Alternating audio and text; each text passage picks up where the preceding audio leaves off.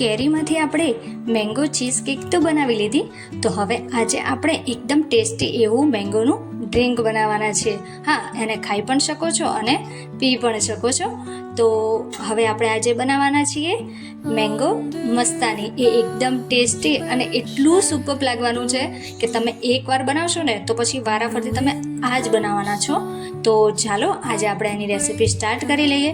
હવે જે મેંગોનું cheese cake વખતે કેરી ખતમ થઈ ગઈ હતી, તો આપણે બીજી પેટી પણ લાવી દીધી હતી અને હવે એની કેરી પણ પાકી જ ગઈ હતી.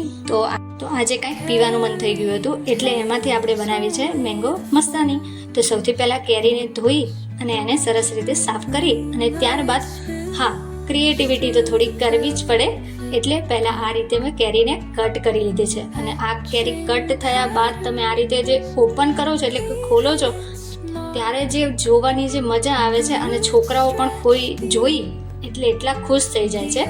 તો હવે આ રીતે આપણે કેરી છે એમાંથી વચ્ચેનો આપણે પલ્પ છે એને કાઢી લેવાનો છે. અને તમે જોઈ શકો છો એકદમ કેરી કેટલી સરસ, આ કેસર કેરી છે, એટલી સુપર કેરી છે, એટલી મીઠી છે. આ સ્પેશિયલ અમારે અહીંયા કચ્છની કેરી છે. તો આ કેરી છે એને આપણે ટુકડામાં કટ કરી લેવાની છે. તો અહીંયા મેં એક આખી કેરીને કટ કરી લીધી છે. એને હવે આપણે મિક્સી જારમાં એડ કરી દઈશું. તમે ગીર સોમનાથની કે એ કેરી તો ટ્રાય કરી જશે, પરંતુ તમે એકવાર કચ્છની પણ કેરી ટ્રાય કરો તો તમને એ કેરી ખૂબ જ મજા આવશે. તો હવે કેરીના ટુકડા મિક્સી જારમાં એડ કર્યા બાદ એની અંદર આપણે દૂધ એડ કરી દીધું છે. કેરી તો એકદમ મીઠી જ છે, પરંતુ એની અંદર દૂધના પ્રમાણની આપણે ખાંડ એડ કરી લીધી છે. જેટલું તમે દૂધ લો તો એ પ્રમાણે તમે ખાંડ એડ કરી શકો છો. હવે આપણે વેનીલા આઈસ્ક્રીમનો અહીંયા યુઝ કર્યો છે, કારણ કે મેંગોમાં કોઈ પણ આઈસ્ક્રીમ યુઝ નહીં થાય, કારણ કે જો વેનીલાનો યુઝ કરશો તો એ ટેસ્ટ ઓર ઇન્હેન્સ થઈ જશે. તો હવે આ બધું આપણે છે એને સરસ રીતે મિક્સીમાં ક્રશ કરી લેવાનું છે, એટલે એની એકદમ પ્યુરી ટાઈપ બની જશે. અને મેંગો મસ્તાની છે એટલી ટેસ્ટી બનવાની છે આજે.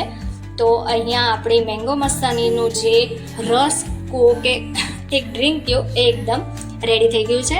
હવે આપણે એને સર્વ કરીશું. જે સર્વ કરીએ છીએ એમ જ એકદમ મજા આવી જાય એવું છે. તો હવે આપણે અહીંયા કેરીના જે ટુકડા બીજા હતા એ એડ કરી લીધા છે, અને જે મેંગો મસ્તાની રેડી થઈ હતી લિક્વિડ એટલે કે ડ્રિંક એ એડ કર્યું છે. મેંગોના ટુકડા થોડા વધારે પડતા હતા એટલે મેં થોડા કાઢી લીધા હતા. હવે એની અંદર આપણે 2 થી 3 ચમચી જેટલો વેનીલા આઈસ્ક્રીમ એડ કરી લીધો છે. ત્યારબાદ તેની ઉપર આપણે ભરીને ડ્રાયફ્રૂટ એડ કરવાના છીએ, જેમાં કાજુના ટુકડા, બદામની કતરણ અને પિસ્તાની કતરણ. હવે તમે આની અંદર તૂટી ફ્રૂટી પણ એડ કરી શકો છો. મારી પાસે અવેલેબલ નથી એટલે મેં નથી એડ કરી. હવે તેની ઉપર ફરીથી આપણું જે કેરીનું ડ્રિંક છે મેંગો મસ્તાની એ એડ કરી અને ફરીથી ઉપર આપણે વેનીલા આઈસ્ક્રીમ 2 ચમચી એડ કરી લીધી છે. હવે એની ઉપર ફરીથી આપણે સરસ રીતે ભરીને ડ્રાયફ્રૂટ્સ એડ કરીશું, એટલે કે ગાર્નિશ કરીશું. કાજુ, બદામની કતરણ અને અહીંયા મેં પિસ્તાની કતરણ એડ કરી છે. હવે આની ઉપર તમે ફરીથી તૂટી ફ્રૂટી, ચેરી કે કાંઈ પણ એડ કરી શકો છો. તો આપણી રેડી થઈ ગઈ છે મેંગો મસ્તાની. એને આપણે સૌથી પહેલાં ટેસ્ટ કરી લઈએ.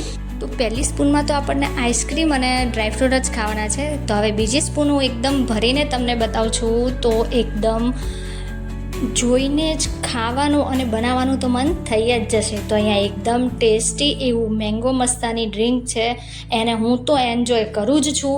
હવે તમે પણ બનાવો અને તમે પણ એન્જોય કરો, અને આનું લુક એકવાર જોઈ લો એટલે તમને બનાવવાની તો ઈચ્છા થઈ જ જશે.